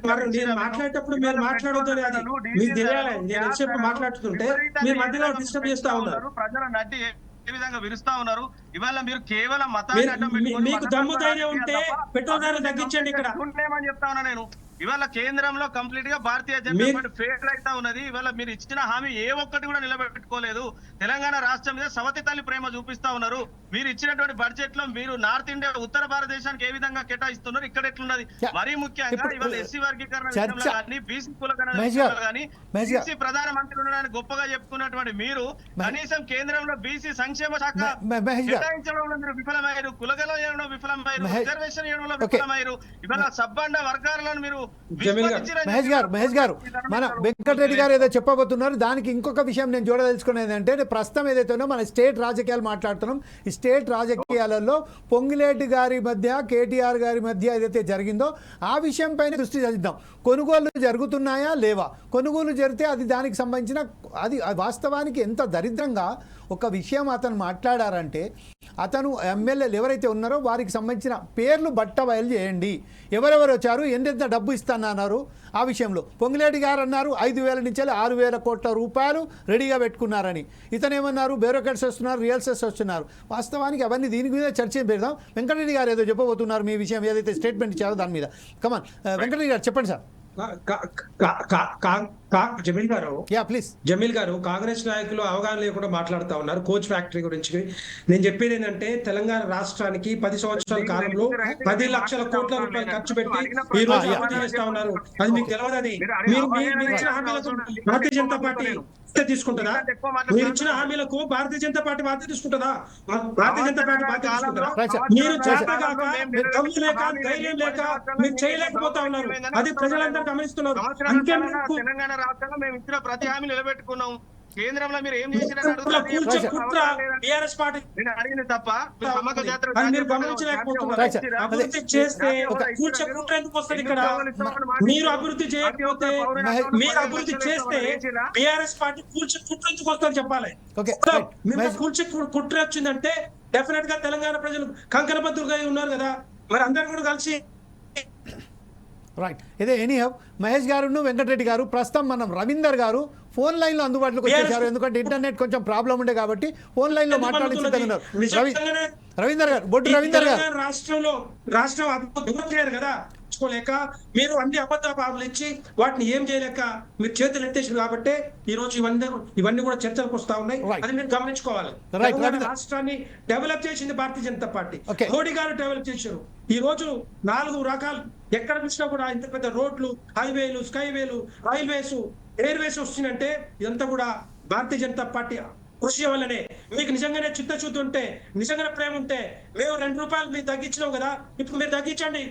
ప్రభుత్వాలు ఉన్నారు కదా పెట్రోల్ డీజిల్ మీద తగ్గించండి తమ్ముడు.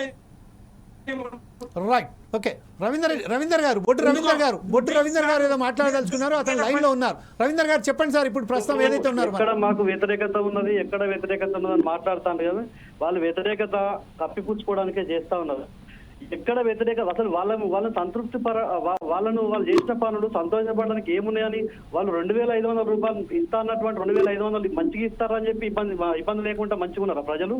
తర్వాత హైడ్రా పేరుతోటి పేదల ఇళ్లను కూల్చుకుంటా మొత్తం అందరిని ఇబ్బంది పెడతా ఉన్నారని ఇబ్బంది పడతా ఉన్న సంగతి అందరు తెలుసు. ఏ విషయంలో చక్కగా ఉన్నారు వాళ్ళు? ఏ హామీలు 6 హామీలు బస్సులు పెట్టిర్రు, రేట్లు పెంచిర్రు, తర్వాత మగవాళ్ళకు పెంచిర్రు, ఆడవాళ్ళని కొట్టుకోమని చెప్పారు, బస్సులు తగ్గించారు. తర్వాత వాళ్ళు ఇచ్చినటువంటి హామీలు ఎక్కడనే రైతు వాళ్ళు చెప్పిందే కదా. రైతు భరోసా అని పేరు పెట్టి రైతు బంధును రైతు భరోసా అని చెప్పారు. ఇస్తాన 15,000 చెప్పారు. దాన్ని ఎగ్గొట్టి ఆఖరికి 12,000 చేశారు. ఒకసారి కొంతమందికి ఇచ్చారు, కొంతమందికి ఇయ్యలే. అసలు ఎంతమందికి ఇస్తారో క్లారిటీ లేదు. రైతు రుణమాఫీ అని చెప్పారు. రైతు రుణమాఫీ ఎంతమందికి ఇచ్చిండ్రు? అందులో కూడా ఇప్పుడు చాలా మంది దాదాపు 30-40% కంటే ఇప్పటిదాకా ఎక్కువ కాలేదు. వాళ్ళు ఏ రంగంలో మంచిగా ఉన్నారని చెప్పి అటు అభివృద్ధిలో లేరు, సంక్షేమంలో లేరు. హైదరాబాద్ సెంట్రల్ యూనివర్సిటీలో అందరిని ఇబ్బంది పెడతారు. ఆఖరికి జంతువులను కూడా ప్రజల్ని ఇబ్బంది పెట్టడం కాకుండా జంతువులను, పక్షులను, చెట్లను సర్వం రాష్ట్రాన్ని మొత్తం నాశనం చేస్తా ఉన్నటువంటి ప్రభుత్వాన్ని చూసి సంతోషంగా ఉన్నారు. రవీందర్ గారు ఒకే ఒక్క విషయం దాంట్లో ఏముందంటే పొంగులేటి గారు ఏదైతే చెప్తున్నారో కేవలం ఏదైతే ప్రస్తుతం కాంగ్రెస్ పార్టీ చేస్తున్న ఏదైతే స్కీమ్స్ తెచ్చిందో దీనికి సంబంధించింది, అందులో ప్రధానంగా భూభారతి ఏదైతే తీసుకొచ్చారో, భూభారతిలో లక్షల ఎకరాల భూమికి సంబంధించిన అవకతవకలు జరిగాయి. దాన్ని కప్పిపుచ్చుకోవడానికే కేసీఆర్ వెనకాల ఉండి ప్రభాకర్ రెడ్డి గారితో ఈ మాట అనిపించారని చెప్తున్నారు. ఈ విషయంపై మీ క్లారిటీ ఇవ్వండి. మేము కానీ మా బీఆర్ఎస్ పార్టీ కానీ మా నాయకులు కానీ ఎక్కడ కూడా ఒక్కసారి కూడా ఈ 5 సంవత్సరాలు ప్రజాస్వామ్యబద్ధంగా రేవంత్ రెడ్డి ప్రభుత్వం 5 సంవత్సరాలు ఉండాలనే ఒక పెద్ద మనిషిగా చర్చలో కానీ బయట కానీ ఎక్కడైనా కూడా వాళ్ళు కోరుకుంటా ఉన్నారు. ఈ ప్రభుత్వాన్ని ఆశీర్వదించిండ్రు. వాళ్ళు మంచిగా పనిచేయాలి, మాకంటే గొప్పగా పనిచేయాలని కూడా చెప్పినటువంటి వాళ్ళ మీద ఇట్లా నిందలు కాదు. వాళ్ళు జనరల్ గా ఒక చర్చలో జనరల్ గా మాట్లాడేటప్పుడు ఇట్లా ప్రజలు ఇబ్బంది పడతారు, ఈ ప్రభుత్వాన్ని పడగొడితే మంచిగుండు, కూలగొట్టు అని చెప్పి ఇట్లా ఏదైనా పోతే బాగుండని అనుకుంటారని చెప్పి జనరల్ గా మాట్లాడే తప్ప ఇప్పటికి కూడా మా వాళ్ళు ఎక్కడ కూడా కేటీ కావచ్చు, తర్వాత మా ప్రభాకర్ రెడ్డి అన్న కానీ వాళ్ళు చెప్పింది కూడా ఏమన్నారండి, వాళ్ళు నిజంగా ఏమంటున్నారు, ఈ ప్రభుత్వానికి మేము కూలగొడతాం, మేము పైసలు పెట్టి కూలగొడతాం అంటే ఇక్కడ చెప్తున్నారా? అడుగుతా అంటే కూడా సంవత్సరాలు వీళ్ళు ఉండాలి, తర్వాత 20 ఏళ్ళు మేము ఉంటామని చెప్పారు తప్ప ఎక్కడన్నా ఒక కాడ మాట్లాడి రండి. ఎందుకంటే వాళ్ళు ఎక్కడైతే వాళ్ళు రియల్ ఎస్టేట్ దందాలు చేస్తారు కాబట్టి వాళ్ళకి అట్లాంటి ఆలోచనలు ఉంటాయి. ధరన్ని మార్చి భూభారత్ చేసి రకరకాల ఏవేవో వేసి హెచ్సియు వివాదంలోకి వెళ్ళిన తర్వాత రాబోయే ఎలక్షన్లలో ఎట్లా లబ్ధి పొందాలి, ఏ విధంగా వాళ్ళు ఎన్నికలలో గెలవడం కోసం వాళ్ళు చేసుకున్నటువంటి డైవర్షన్ పాలిటిక్స్ తప్ప ఇప్పుడు మీరు చూడండి ఈ ప్రభుత్వం వచ్చిన కాంచి ఇప్పటిదాకా ఏదైనా ఇష్యూ జరిగి ఏదైనా ఇబ్బంది అయిందంటే వెంటనే దానికి డైవర్షన్ పాలిటిక్స్ పెట్టి ఇంకొకటి నిందా, లేకపోతే ఒకసారి కేటీఆర్ అరెస్ట్ అంటారు, ఒకసారి ఇంకోటి అంటారు, ఒకసారి ఇంకోటి అంటారు. అంటే ఈ ప్రభుత్వం వచ్చిన కాంచి 16-18 నెలల కాలంలో వాళ్ళు డైవర్షన్ పాలిటిక్స్ తప్ప ప్రజలకు ఏమైనా చేసినటువంటి ఒక గొప్ప మంచి పని ఏమైనా ఉంటే చెప్పండి.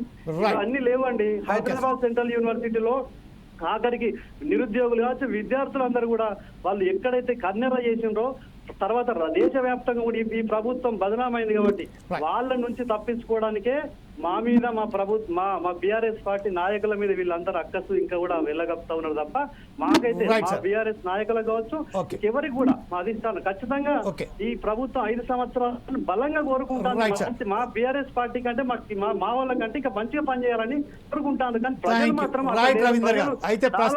ఇబ్బంది పడతాను, ప్రజలు చాలా కష్టాలలో ఇబ్బందులు పడతారు, ఏ రంగం చూసినా కూడా ఇబ్బంది పడతా అని చెప్పి ప్రజలు ఈ ప్రభుత్వం పోతే బాగుండని అనుకుంటారు. కానీ మా బీఆర్ఎస్ నాయకులు మాత్రం ఖచ్చితంగా ఈ ప్రభుత్వం ప్రజాస్వామ్యబద్ధంగా గెలిచింది కాబట్టి ఉండాలని మేము మనస్ఫూర్తిగా కోరుకుంటాం. రైట్ సార్, ఒకసారి మనం బండారు రామ్మోహన్ గారి దగ్గరికి వెళ్దాం. విశ్లేషణ కంక్లూడ్ గా సార్, ఇప్పుడు ప్రస్తుతం ఏదైతే ఉన్నదో డైవర్షన్ పాలిటిక్స్ మాత్రం తెలంగాణ అద్భుతంగా పనిచేస్తున్నాయి.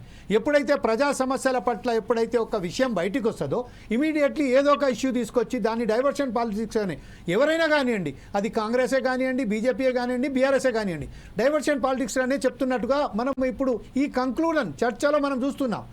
ఒకరికొకరు నిందలు వేసుకుంటున్నారు కానీ ప్రజా సమస్యల పట్ల ఎవరికి ఎంతవరకు చిత్తశుద్ధి అనేది కూడా ఎవరు కూడా నిరూపించలేకపోతున్నారు. ఈ విషయంపై యాజ్ ఏ ఎనలిస్ట్ మీరేమంటారండి? Can you please unmute? Yeah right sir, right sir. చర్చ ఎట్లా ఉందో సమాజం కూడా అట్లాగే అసలు విషయం పోతుంది, ఇంకోటి వస్తుంది. ఎప్పుడు కూడా స్వామి కంటే స్వామి భక్తి, రాజు కంటే రాజభక్తి చూపించే కార్యకర్తలు పార్టీ నాయకులు తయారైంది స్పష్టంగా చెప్తున్నారు. ఎందుకంటే ఇప్పుడు ప్రభాకర్ రెడ్డి గారు నాకు మంచి మిత్రుడు. ప్రభాకర్ రెడ్డి గారు కూడా 10 రోజుల క్రితమే సీఎం గారిని కలిసి వచ్చారు. అది అంటే సీఎం గారిని కలిసి వచ్చిన అవట్లా ఇంకేదన్నా వేరే ఊహించుకుంటారని చెప్పి ఆయన మరి ఈ రకమైన ప్లాన్ వేసి చేసిండే. ఎవరు కూడా ప్లాన్ చేసి చేయరు, మాట జారింది. మొదటి మాటలు కరెక్ట్ అంటున్నాను. ప్రభుత్వం మీద వ్యతిరేకత ఉంది అవన్నీ చూసుకొని వాళ్ళ పార్టీ చూసుకుంటారు, ప్రజలను ఉత్తేజపరుస్తారు మీరు. కానీ డబ్బులు ఇచ్చి కొనమంటున్నారు అనే మాట అన్నారు చూసిందా, అది ప్రజాస్వామ్యయుతం కాదు అంటూనే ప్రభాకర్ రెడ్డి గారు వెనుక ఎవరో ఉండరు అనుకుంటలేను నేను. కానీ దాన్ని ఎండార్స్ చేసిన కేటీఆర్ గారు కరెక్ట్ కాదు. ఎండార్స్ ఎప్పటి వరకు చేయాలి? ప్రభుత్వ వ్యతిరేకత, ప్రజలకు వ్యతిరేకత ఉన్నది అనే మాట ప్రభాకర్ రెడ్డి చెప్పింది కరెక్ట్ అంటే ఒప్పుకుంటున్నాయి. కానీ మిగతా దాన్ని ఎండార్స్ చేసినట్టు కదా నేను రెండోది అంటున్నాను. మూడోది మీరు అన్న మన mind diversion politics, mind game రాజకీయాలు నడుస్తున్నాయి. ఇది ఇప్పుడు కాదు, వరుసగా 10 అంశాలు ఉన్నాయి మనకు. ఏది గొర్రెల కుంభకోణము, టెలిఫోన్ ట్యాపింగ్, మేడిగడ్డ కుంగుబాటు, అట్లానే వరుసగా థర్మల్ విద్యుత్ కేంద్రాల మీద అవినీతి వరుసగా ఉన్నాయి కదా. నేను కాంగ్రెస్ ప్రభుత్వం ఒకటే కొడుతున్నాను. ఇప్పుడు ఏంటంటే ప్రభుత్వం చేయాల్సిన పని ఏంటంటే, ఇప్పుడు ధరణి ఇప్పుడు వచ్చింది కదా, ధరణిలో ఏం లోపాలు జరిగినాయి చాలా అన్నారు, 1000 ఎకరాల భూములు పోయినాయి అన్నారు కదా. దయచేసి వాటి అన్నింటినీ వెలికి తీయండి అంటున్నారు. ఇప్పుడు ఏమైందంటే అసలు ఇడిచిపెట్టి భూభారతి బాగుంది, ధరణి బాగాలేదు అంటున్నారు. ధరణిలో ఉన్న అంశాలన్నీ ఆల్మోస్ట్ ఆల్ భూభారతిలో ఉన్నాయి. కొత్త సీసాల పాదసార అనను కానీ కొంతవరకు కొన్ని మెరుగైన అంశాలు ఉన్నాయి అందులో. అది వివరించే ప్రయత్నం చేయండి. ఇప్పుడు అక్కడికి పోయి ఖమ్మంలో కూడా మనకు వెంకటాపురం అంటే ఇప్పుడు ములుగు జిల్లాకు వచ్చింది, వెంకటాపురంలో కూడా ఈ భూభారతిని వివరించే ప్రయత్నం భాగంగా కేటీఆర్ గురించి మాట్లాడేవాళ్ళు ఏమంటే అసలు విషయం పోతుంది కదా అంటున్నాను నేను. ధరణిలో ఏ లోపాలు ఉన్నాయో అవి సవరించారు, మంచిదే. ధరణిలో ఏం జరిగిందో దాన్ని సవరించే ప్రయత్నంలో కొంత మనకు రహస్యం తీసే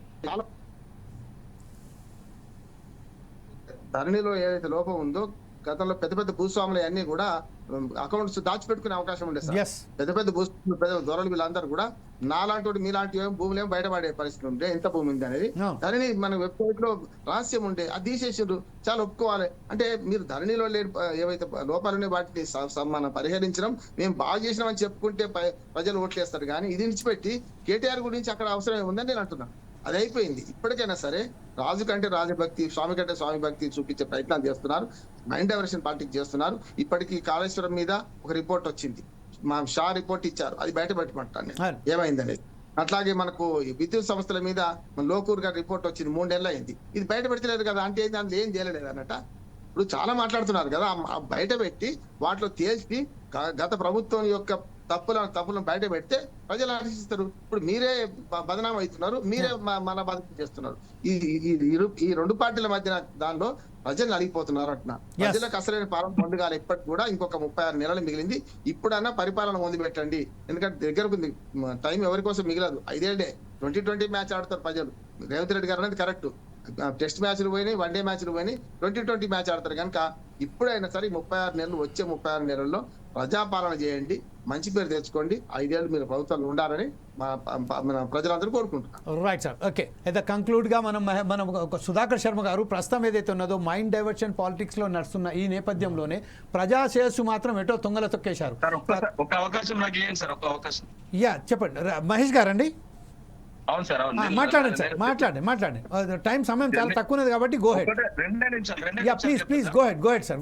నేను ఏమంటున్నా అంటే నేను జర్నీలో ఉండాలి కరెక్ట్. నేను ఏమంటున్నా అంటే ఇంతకుముందు బీఆర్ఎస్ మిత్రులు చెప్పినట్టుగా ఇంతకుముందు ఒకసారి చెప్పినట్టుగా ధరణి అనే అంశంతో ఊళ్ళలోకి వెళ్ళి భూములు పేద వర్గాలకు అప్పచెప్పి వెళ్ళిపోయినటువంటి దొరలు వాళ్ళు మళ్ళీ ధరణి పేరుతో ఊళ్ళలోకి రావడం ద్వారా భూమి ఎవరైతే దున్నుకుంటున్నారో వాళ్ళ కబ్జా కాలం తీసేయడం ద్వారా మళ్ళీ పట్టదారు వాళ్ళకి అవకాశం రావడం ద్వారా మళ్ళీ వీళ్ళకి రిజిస్ట్రేషన్ చేయకపోవడం, వీళ్ళ పేరు మీదకి మార్చకపోవడం వల్ల అనేక మంది పేద ప్రజలు 20-30 సంవత్సరాల నుంచి దున్నుకోవడంలో అనేక ఇబ్బందులు పడతా ఉన్నారు. కాబట్టి ధరణిని ఎత్తివేయాలి అని చెప్పి ఆలోచన కాంగ్రెస్ పార్టీ ప్రభుత్వం చేసింది. దాంట్లో భాగంగా ఈ చట్టం తీసుకొచ్చింది. అదొక అంశం. రెండో విషయం, ఇంతకుముందు బీఆర్ఎస్ నాయకులు చెప్తూ వీళ్ళు కాంగ్రెస్ పార్టీ ప్రభుత్వం హామీలు నిలబెట్టుకుంటలేదు అని. సంవత్సరాల కాలంలో ఇన్ని హామీలు ఇచ్చిన హామీలు నిలబెట్టుకుంటే వాళ్ళు దళితులకు 3 ఎకరాల భూమి ఇస్తానన్నారు, ఇయ్యలే. దళితుని ముఖ్యమంత్రిని చేస్తానన్నారు, చెయ్యలే. ప్రతి ఊళ్ళో డబుల్ బెడ్రూమ్ ఇల్లు కట్టిస్తాన్నారు, కట్టియలే. ఇంటికో ఉద్యోగం ఇస్తానన్నారు, ఇయ్యలే. విద్యార్థులకు ఉద్యోగాల అవకాశం కల్పిస్తా అంటే ఇవాళ ఎప్పుడు నోటిఫికేషన్ వస్తుందో తెలియదు. వచ్చిన నోటిఫికేషన్ ఎగ్జామ్ రాస్తే మన పేపర్లు లీకేజీలు జరుగుతాయి. ఒకవేళ ఎగ్జామ్ జరిగి ఇంటర్వ్యూ పోతే ఎవరో ఒకరు కోర్టుల కేసేస్తే 10 సంవత్సరాల కాలంలో డిఎస్సి లేదు, నోటిఫికేషన్ లేదు, ఉద్యోగాలు లేవు, అమరవీరుల అంశం లేదు, బహుజనుల అంశం లేదు. కేవలం వాళ్ళ ఇంటి చుట్టే రాజకీయం చేసుకొని వాళ్ళ కుటుంబ పాలన కొనసాగించినటువంటి అంశం ఒకవైపు. దళితుల 3 ఎకరాల భూమి విస్మరించారు. తర్వాత సన్న బియ్యం వేస్తే వరేస్తే ఉరే అని చెప్పారు. అనేక అంశాలు ఇవాళ పేద విద్యార్థులు చదువుకున్న విషయంలో ఇవాళ ఎంత పర్సెంటేజ్ మేము పెంచినాం, ఇంటిగ్రేటెడ్ పాఠశాలలు ఏ విధంగా ఇస్తా ఉన్నాం, ఎడ్యుకేషన్ కి ఏ విధంగా పోషిస్తా ఉన్నాం, ముఖ్యంగా వైద్యం విషయంలో 10 లక్షల రూపాయల ఆరోగ్యశ్రీ ఏ విధంగా ఇచ్చినాం. సంవత్సరాల కాలంలోనే, అతి తక్కువ కాలంలోనే మేము చేసిన అంశాలు చూడండి. 10 సంవత్సరాలు పరిపాలించి వాళ్ళు చేయని అంశాలు చూడండి. అవి చెప్పకుండా మీరు ఏదో బట్టగాల్చి మీదేస్తామంటే ప్రజలు చూసే పరిస్థితి లేరు. మళ్ళీ నాకు అవకాశం ఇచ్చినందుకు 4 Sides వారికి ధన్యవాదాలు. Thank you very much sir. Okay, Sharma గారు please conclude the debate. Thank you Jameel ji. ముఖ్యంగా ఈరోజు చర్చలో చాలా ఒక యూనిక్నెస్ ఉంది. అదేమిటి అంటే మన రాష్ట్రంలోనే ప్రధాన పార్టీలైనటువంటి ఇప్పుడు పరిపాలనలో ఉన్నటువంటి కాంగ్రెస్ పార్టీ, అలాగే ప్రతిపక్షమైన బీఆర్ఎస్ అండ్ బీజేపీ 3 పార్టీలకు సంబంధించినటువంటి ముఖ్యమైన కీలక నేతలు ఈరోజు మన చర్చలో ఉండటం చాలా సంతోషం. ఇంకోటి, ముగ్గురి విషయంలో అలాగే మన అనలిస్ట్ గారు అయినటువంటి బండారు రామ్మోహన్ గారు, మా మంచి మిత్రులు, వారు కూడా చెప్పిన విషయాల్లో మనకు తెలిసినది ఏంటంటే ప్రతి పార్టీకి కూడా ప్రజాస్వామ్యం పైన అలాగే రాజ్యాంగం పైన అమితమైనటువంటి గౌరవం ఉండటం, వారు దానికే కట్టుబడి ఉంటామని పదే వారు చెప్పడం నిజంగా ముదావహం. ఎందువల్ల అంటే దేశ భవిష్యత్తు కానివ్వండి, రాష్ట్ర సంక్షేమం కానివ్వండి, రాజ్యాంగాన్ని అలాగే ప్రజలు ఇచ్చినటువంటి తీర్పును మనం ఎంత గౌరవిస్తూ ఉంటామో దాన్ని బట్టే ఉంటుంది. ఎందువల్ల అంటే at the end of the day ప్రజలే మనకు మళ్ళీ తీర్పు ఇవ్వటానికి అర్హులు. కాబట్టి ప్రజాస్వామ్యంలో ప్రజలే ముఖ్యమైనటువంటి భూమికను పోషిస్తూ ఉన్నటువంటి నేపథ్యంలో ప్రతి పార్టీ కూడా అధికారంలోకి రావాలి, ప్రజలకు సేవ చేయాలి అని 3 పార్టీలు కూడా ఎక్స్ప్రెస్ చేయడం చాలా మంచిది. అది దాంట్లో తప్పేం లేదు. కానీ అవకాశం ఇచ్చినప్పుడు మాత్రం not even a single minute should be wasted. అది చాలా ముఖ్యం. ఎందుకంటే అధికారంలోకి వచ్చే వరకు ఒక రకంగా ఉండి వచ్చిన తర్వాత మార్పు ఉండరాదు. ఇప్పుడు ప్రతి పార్టీ కూడా కృషి చేస్తోంది. కానీ మనం కోరేది ఏమంటే టైం ఫ్రేమ్ను చూసుకుంటూ ఇచ్చినటువంటి హామీలు నెరవేర్చుకుంటూ ప్రజలకు మీరు ఎంతెంత దగ్గర అవుతూ ఉంటారో ప్రజలు మిమ్మల్ని ఎందుకు వదులుకుంటారండి? మనం ఎంత సన్నిహితంగా వాళ్ళకుంటూ వాళ్ళ సంక్షేమం పట్ల మనం ఎంత ఆలోచిస్తామో ప్రజలు కూడా మనకు అంతే విధంగా రెస్పాండ్ అవుతారు. కాబట్టి ఆ విధమైనటువంటి ధోరణిలో పార్టీలు ఉండాలి. అలాగే ప్రజాస్వామ్యానికి వ్యతిరేకమైనటువంటి చర్యలు కానీ మాటలు కానీ ఎట్టి పరిస్థితిలో కూడా మన తెలంగాణ రాష్ట్రంలో రాకుండా ఉండాలి అని పదే పదే విజ్ఞప్తి చేస్తూ అటువంటి ఒక సుహృద్భావమైనటువంటి వాతావరణంలో మన రాష్ట్రాన్ని ముందుకు తీసుకెళ్ళాలి అని ఆశిస్తూ ఉన్నాను. Thank you very much Sudhakar Sharma గారు. ప్రస్తుతం ఏదైతే డిబేట్లో పాల్గొన్నందుకు పెండ్యాల మహేష్ గారికి, బొట్టు రవీందర్ గారికి, వెంకటరెడ్డి గారికి, అలాగే బండారు రామ్మోహన్ గారికి ప్రత్యేక ధన్యవాదాలు చేస్తూ ఈరోజు పార్టీకి కంక్లూడ్ చేసిన మన డిబేట్ కంక్లూడ్ చేసిన సుధాకర్ శర్మ గారికి ప్రత్యేక ధన్యవాదాలు చెప్తూ సెలవు తీసుకుంటున్నాను. రేపు మరొకసారి మీరు ఇంకొక అంశంతో మీ ముందుకు వస్తాం. అప్పటిదాకా చూస్తుండండి ఫోర్ సైడ్స్ టీవీ.